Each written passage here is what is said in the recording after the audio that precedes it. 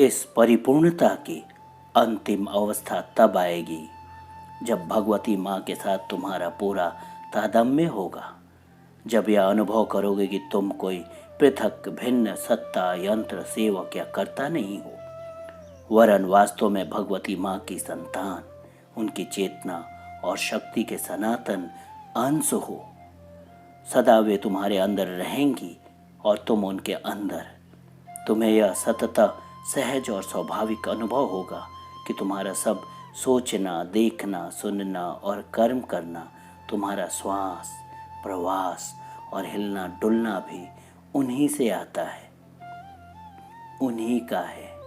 तुम जानोगे, देखोगे और अनुभव करोगे कि उन्होंने ही तुम्हें अपने आप में से एक व्यक्ति शक्ति के रूप में निर्मित किया है, अपने अंदर से लीला के हेतु प्रकट किया है, और फिर भी तुम सदा उन्हीं के अंदर सुरक्षित हो, उन्हीं की सत्ता के सत्य हो, उन्हीं के चैतन्य से चित्त हो, उन्हीं की शक्ति और उन्हीं की आनंद से आनंद हो। जब यह स्थिति पूर्ण होगी और अति मानसिक शक्तियां तुम्हें बिना रोक के परिचालित कर सकेंगी, तभी तुम उनके दिव्य कर्मों में पूर्णता प्राप्त करोगे। तब ज्ञान, संकल्प और कर्म निश्चित, सरल, ज्योतिर्मय, अबाध, निर्दोष, परमेश्वर से निःसृत एक प्रवाह, शाश्वत की एक दिव्य गति धारा होंगी। माता की 4 शक्तियां उनके 4 प्रमुख व्यक्तित्व हैं। वे उनकी दिव्यता के अंश और साकार रूप हैं, जिनके द्वारा वे अपने जीवों पर क्रिया करती हैं और लोकांतर की अपनी सृष्टियों में व्यवस्था और समस्वरता लाती हैं और अपनी हजारों शक्तियों के कार्य सूत्र का संचालन करती हैं। माता हैं तो एक ही, पर वे हमारे सामने भिन्न भिन्न रूपों में आती हैं। उनकी अनेक शक्तियाँ और व्यक्तित्व है। उनसे निकले हुए बहुत से रूप और विभूतियाँ हैं जो सृष्टि में उनका काम करते हैं। जिस एक की हम माता के रूप में पूजा करते हैं, वे भागवत चित्त शक्ति है जो सारी सृष्टि पर छाई हुई है। एक होते हुए भी उनके इतने अधिक पहलू हैं कि तेज से तेज मन और अधिक से अधिक स्वतंत्र और विशाल बुद्धि के लिए भी उनकी गति का अनुसरण कर सकना असंभव है। माता परम पुरुष की चेतना और शक्ति है और वे अपनी सारी सृष्टियों के बहुत ऊपर हैं।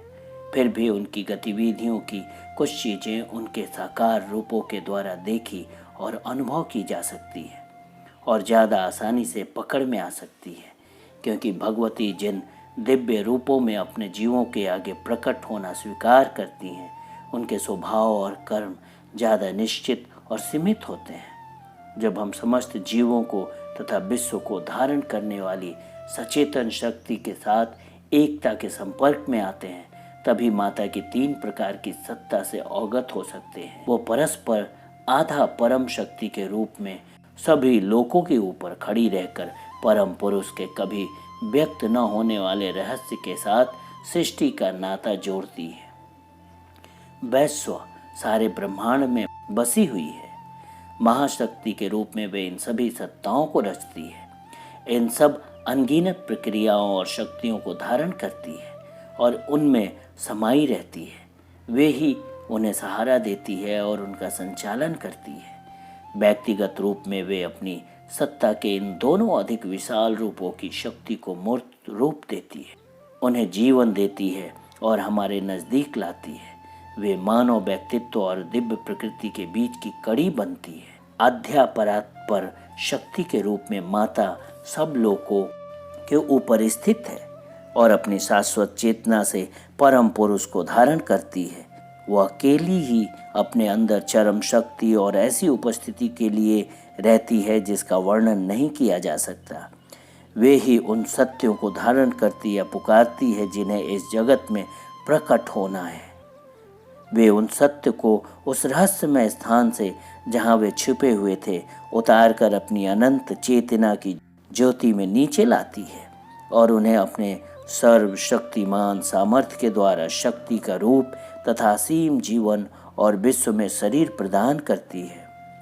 परम पुरुष उस माता के अंदर सनातन काल के लिए अनंत सच्चिदानंद के रूप में अभिव्यक्त और उन्हीं के द्वारा लोकों में वे ईश्वर शक्ति के एक और द्विविध रूप में तथा पुरुष प्रकृति के दैत्य तत्व में अभिव्यक्त होते हैं।